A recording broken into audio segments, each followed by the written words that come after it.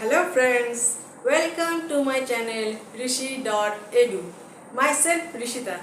सबसे पहले आपको विजयादशमी और दशहरा का बहुत बहुत हार्दिक शुभकामनाएं और आने वाले दीपावली का बहुत बहुत हार्दिक अभिनंदन। आज के वीडियो में हम MS एक्सेल में कैसे हम पैराग्राफ लिखेंगे और flash fill, auto fill, justify, series इन सबको कैसे यूज़ करके अपने काम को और भी इजीली कर सकते हैं MS एक्सेल के अंदर, वो हम डिटेल में प्रैक्टिकली जानेंगे। वीडियो शुरू करने से पहले अगर आप हमारे चैनल में नए हैं तो हमारे चैनल को सब्सक्राइब करके पास वाले बेल आइकन को ऑल पर सेट कर लीजिए, ताकि हम जब भी कोई नई वीडियो अपलोड करें उसकी नोटिफिकेशन तुरंत आपके पास पहुंच जाए। तो चलिए आज का वीडियो शुरू करते हैं। फ्रेंड्स, अगर हमें MS एक्सेल में पैराग्राफ लिखना है तो हम इस तरीके से लिख सकते हैं। जैसे कि हमने यहाँ पर एक पैराग्राफ लिख रखा है, तो अगर हमें सपोज चाहिए कि ये तो बहुत लंबा गया है, अगर हमारा पैराग्राफ और भी लंबा जाएगा तो जा सकता है, लेकिन अगर हमें चाहिए कि ये जो रेंज है ये G तक जाना चाहिए, इसके आगे नहीं जाना चाहिए, तो इतने रेंज तक हमारा जो पैराग्राफ है वो सीमित रहे, तो हम क्या करेंगे, यहाँ पर फॉर्मूला बार में हमारा जो पूरा पैराग्राफ है, जो कुछ भी हमने लिख रखा है यहाँ पर दिख रहा है, यहाँ पर हमें जाकर इसको एंटर करके ब्रेक करना पड़ेगा। ओके, तो इसके अलावा हम और एक काम कर सकते हैं। यहाँ पर हम जाएंगे, यहाँ तक हमें जी तक का हमें रेंज चाहिए, तो हम अपने पैरा को सिलेक्ट कर लेंगे जी तक के कॉलम तक। उसके बाद नीचे हम और एक रो जो है इसको सिलेक्ट कर लेंगे। उसके बाद हम जाएंगे होम टैब में और यहाँ पर हम जाएंगे फिल के ऑप्शन में। फिल के ऑप्शन में एकदम नीचे यहाँ पर जस्टिफाई का एक ऑप्शन हमें मिलेगा, हम यहाँ पर जस्टिफाई पर क्लिक करेंगे। तो यहाँ पर हमें पूछा जा रहा है कि text will extend below selected range, यानी कि हमें शायद पता नहीं है कि यहाँ पर एक रो एक्स्ट्रा लगेगा या दो रो एक्स्ट्रा लगेगा, तो हम यहाँ पर ओके पर क्लिक कर देंगे। तो यहाँ पर जितने भी रो पर इसको फिट करना है, ताकि हमारा जो रेंज है वो जी कॉलम तक रहे, उतना रेंज ये, उतना रोज ये यहाँ तक ले लेगा। ओके, हमने एक रो यहाँ पर सिलेक्ट किया था, लेकिन एक रो से ज्यादा लग रहा है, इसलिए इसने हमसे परमिशन ले लिया कि हमने जो सिलेक्ट किया है उससे बड़ा ज्यादा हो सकता है। ओके, तो इस तरीके से हम जस्टिफाई का यूज कर सकते हैं और MS एक्सेल में भी हम पैराग्राफ लिख सकते हैं। तो ये होता है जस्टिफाई का एक बहुत ही अच्छा यूज। इसके बाद यहाँ पर जो ऑप्शन मिलता है फिल के अंदर, वो होता है सीरीज। हम सीरीज को देख लेते हैं। यहाँ पर सपोज ये जो C सेल है, यहाँ पर C5, यहाँ पर हम एक नंबर एंटर करते हैं, 1 एंटर करते हैं, उसके बाद हम एंटर प्रेस करते हैं। ओके, इसके बाद हम होम टैब में जाएंगे और यहाँ पर फिल के अंदर जाएंगे और यहाँ पर हम सीरीज में जाएंगे और देख लेते हैं यहाँ पर बहुत सारा ऑप्शन हमें मिल रहा है।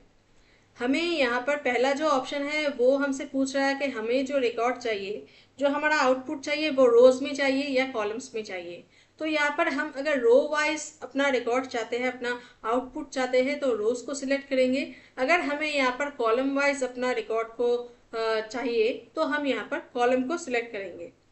सबसे पहले यहाँ पर लीनियर जो ऑप्शन है इसको देख लेते हैं और यहाँ पर हमें स्टेप वैल्यू कहा जा रहा है, तो यहाँ पर हम स्टेप वैल्यू एक ही रहने देते हैं और यहाँ पर हमें स्टॉप वैल्यू पूछा जा रहा है, यानी कि हम कहाँ तक का जो नंबर है उसको सीरीज में चाहते हैं। सपोज हम 20 तक का नंबर ले लेते हैं। चलिए, यहाँ पर हम स्टॉप वैल्यू में 20 एंटर कर देते हैं, उसके बाद हम यहाँ पर ओके पर क्लिक कर देते हैं। तो यहाँ पर हमारा जो रिकॉर्ड है वो यहाँ पर रोज में आ चुका है। ओके, यहाँ तक 20 तक हमारा रिकॉर्ड यहाँ पर आ चुका है। अगर हम इसको कॉलम में चाहते हैं तो यहाँ पर हम फिर से Ctrl Z करते हैं और इसके बाद हम होम टैब में जाएंगे, यहाँ पर हम फिल में जाएंगे, यहाँ पर हम सीरीज में जाएंगे और यहाँ पर हम कॉलम को सिलेक्ट कर लेंगे और यहाँ पर स्टेप वैल्यू हमारा 1 ही रहेगा और यहाँ पर हम इस बार भी 20 दे देते हैं, चलिए 20 दे देते हैं और यहाँ पर हम ओके पर क्लिक कर देते हैं।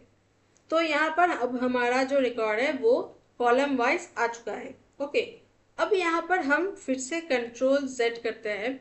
यहाँ पर हमने स्टेप वैल्यू दिया था 1, यहाँ पर हम सीरीज में आते हैं और यहाँ पर हमारा जो स्टेप वैल्यू था वो था 1। अगर हमें ऐसा चाहिए कि 1 के बाद 3 आए, 3 के बाद 5 आए, यानी कि स्टेप वैल्यू अगर 2 चाहिए तो हम यहाँ पर 2 दे देंगे। ओके, जैसे कि हम एक काम कर सकते हैं यहाँ पर, पहले चलिए हम इसको कट कर देते हैं और यहाँ पर हम 2 लिख देते हैं। इसके बाद हम नीचे एक सेल पर क्लिक करेंगे, उसके बाद वापस से इस सेल पर क्लिक करेंगे और यहाँ पर हम जाएंगे होम में, यहाँ पर हम जाएंगे फिल में और यहाँ पर हम जाएंगे सीरीज में और यहाँ पर हम जाएंगे कॉलम्स में। अब यहाँ पर हमारा जो स्टेप वैल्यू है वो हम 2 दे देते हैं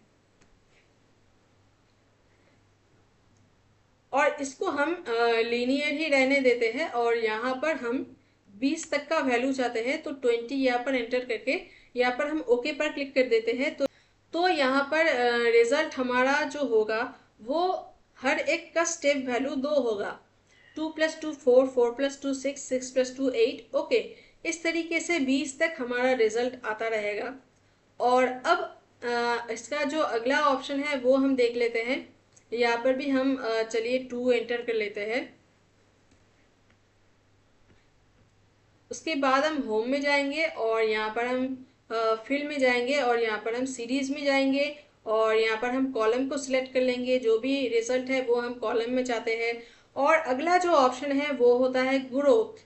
तो ग्रोथ को हम सिलेक्ट कर लेते हैं और यहाँ पर हम ग्रोथ की वैल्यू 2 रख लेते हैं। ओके, और यहाँ पर हम इस पर भी 20 दे देते हैं, 20, और हम इसको ओके पर क्लिक कर देते हैं। तो अब क्या होगा, 2 2 दूनी 4, 4 दूनी 8, 8 दूनी 16। ओके, तो हमारा सीरीज लीनियर और ग्रोथ में क्या फ़र्क है ये हमें पता चल ही गया होगा। तो इस तरीके से हम सीरीज में लीनियर और ग्रोथ का यूज़ कर सकते हैं। इसके अलावा और भी ऑप्शन है, यहाँ पर हम देख लेते हैं। इसके बाद हम सीरीज में ऑप्शन हमें मिलता है डेट का। तो सबसे पहले हम कोई भी एक डेट, चलिए आज का ही डेट ले लेते हैं हम। आज का डेट 7/11/23। ओके, अब हम जाएंगे यहाँ पर होम में और यहाँ पर हम जाएंगे फिल में और यहाँ पर हम जाएंगे सीरीज में और यहाँ पर हमारा डेट ऑलरेडी सिलेक्टेड है क्योंकि हमने जो यहाँ पर सेल सिलेक्ट करके रखा है, यहाँ पर जो भी डेटा हमने दिया है वो डेट फॉर्मेट में ही है। तो यहाँ पर ऑटोमेटिकली इसने डेट यहाँ पर से उठा लिया है।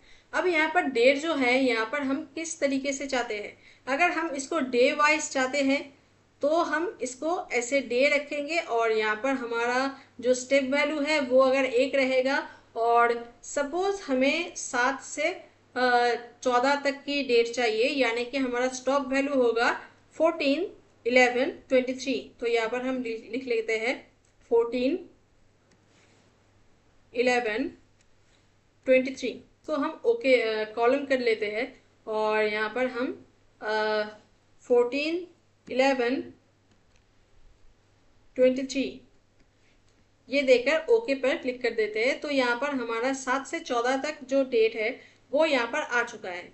अब हम अगर चाहते हैं कि हमारा 7 के बाद 9 तरीका आए, 9 के बाद 11 तरीका आए, तो हम यहाँ पर सिंपली स्टेप वैल्यू जो है वो 1 की जगह 2 कर देंगे। ओके, तो ये यहाँ पर हमारा जो 1 है यहाँ पर हम 2 कर लेंगे।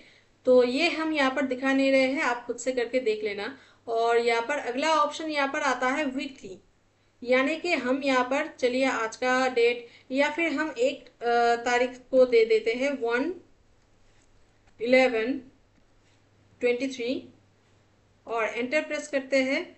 ये छोटा हो गया। ओके, तो हमारा यहाँ पर एक डेट हमने एंटर कर लिया है। अब हम जाएंगे होम में, अब हम यहाँ पर जाएंगे फील्ड में, यहाँ पर सीरीज में जाएंगे और यहाँ पर हम वीकली में जाएंगे।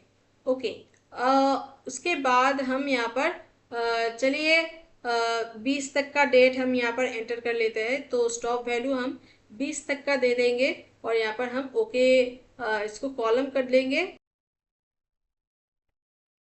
तो हम यहाँ पर देख सकते हैं कि 1 से लेकर 20 तारीख तक यहाँ पर हमारा डेट्स आ चुका है। लेकिन एक यहाँ पर हम चेक करके देख लेते हैं कि ये हमारा वीकली वाइज डेट आया है। ओके, तो वीकली वाइज डेट यहाँ पर आया है। हम यहाँ पर देखते हैं 1, 2, 3, उसके बाद 4, 5 तारीख यहाँ पर नहीं दिखा रहे हैं, क्योंकि वीक के अनुसार हमारा जो वर्किंग डेज होता है वो मंडे टू फ्राइडे होता है, सैटरडे संडे हॉलीडेज होता है। तो इसलिए यहाँ पर हमारा 4 और 5 तारीख दिखाई नहीं दे रहे हैं। यहाँ पर हम कैलेंडर ओपन करके देख सकते हैं। यहाँ पर हमारा 5 तारीख संडे दिखा रहा है, तो 4 तारीख हमारा सैटरडे होगा, तो यहाँ पर हमारा 4, 5 नहीं दिखा रहे हैं। उसके बाद यहाँ पर 11, 12 और 12 तारीख यहाँ पर दिखा नहीं रहे हैं, तो यहाँ पर 11 तारीख संडे है, सैटरडे है, और यहाँ पर 12 तारीख संडे है।